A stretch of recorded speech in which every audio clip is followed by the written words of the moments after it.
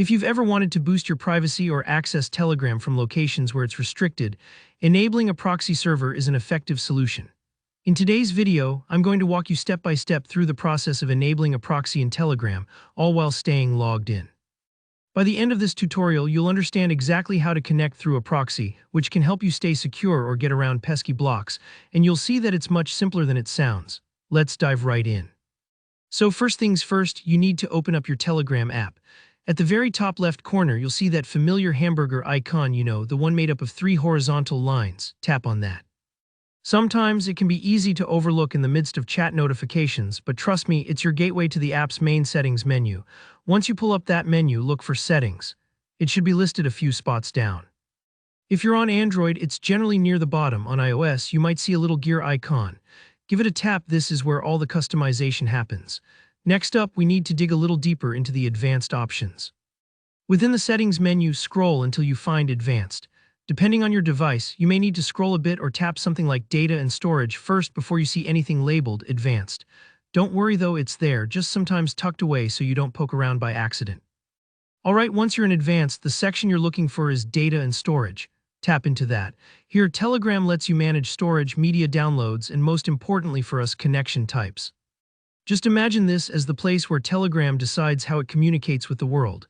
Now, the key option we want is called Connection Type. Tap on it, and you'll see it offers different ways Telegram can access the internet. If you've never changed this before, it'll likely just be set to default. Under this, you'll see Use Custom Proxy or perhaps Add Proxy, depending on your app's version and device. Go ahead and tap that. At this point, you'll be prompted to add the proxy details.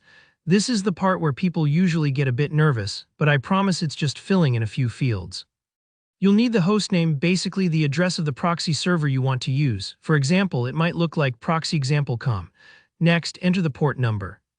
This almost always looks like a 4 or 5-digit number, such as 1080 or 443. These let Telegram know where to send your messages through the proxy.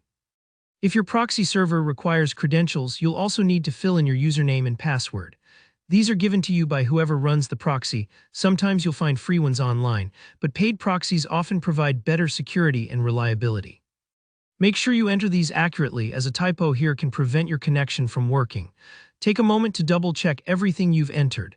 It can be easy to transpose a number or miss a single character, and that can cause hiccups later on. Once you're happy with it, go ahead and hit Save. Telegram will attempt to connect through your chosen proxy using the details you provided, and that's it, you're all set. Telegram should now be routing your chats, calls, and media through that proxy server. If you ever need to disable it, just hop back into the same settings and turn it off.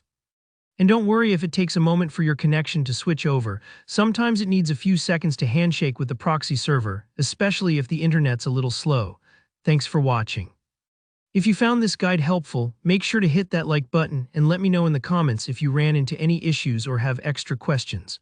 Don't forget to subscribe if you're interested in more tutorials like this. I'm always here to help you get the most out of your apps. See you in the next video.